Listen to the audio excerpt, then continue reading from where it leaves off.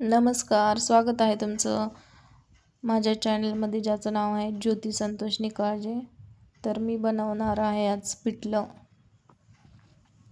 बनवण्यासाठी 2 कांदे चिरून घेतलेले आहेत. कढईत तेल गरम करायला ठेवायचं लगेच गॅसवर.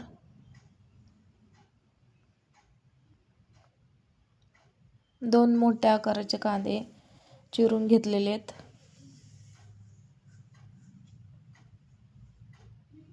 तेल गरम झालं की लगेच त्यात मोहरी टाकायची आधी. नंतर थोडे जिरे टाकायचे, लसूण टाकायचा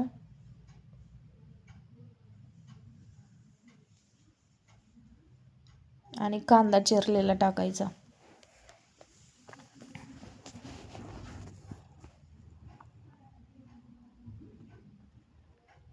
कांदा परतण्यासाठी थोडंसं मीठ पण टाकायचं, म्हणजे कांदा लवकर परतला जातो.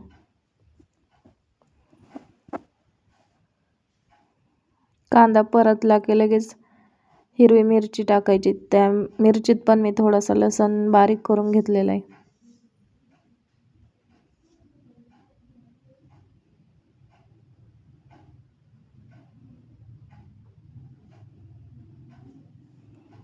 हिरवी मिरची पण चांगली परतून घ्यायची.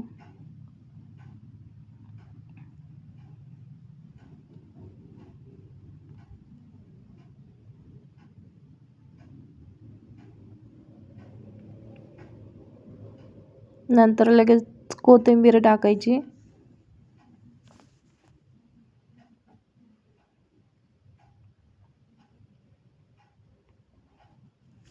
कोथिंबीर पण परतून घ्यायची चांगली.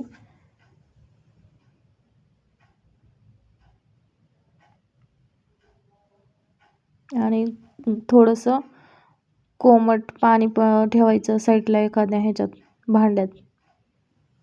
इथे हळद टाकून घेतली आहे मी.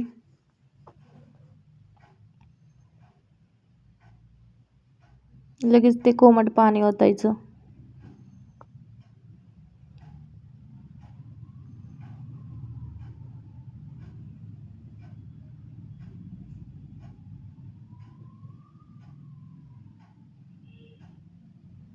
जेवढं आपल्याला पिठलं करायचं तेवढं म्हणजे थोडं कमी करायचं पाणी.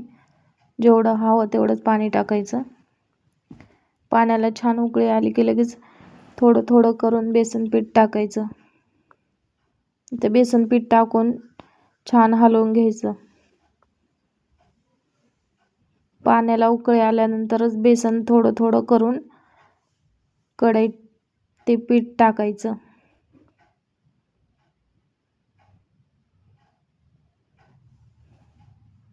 चमच्याने असं गोल गोल गोल गोल फिरवायचं, म्हणजे अशा गाठी होणार नाहीत.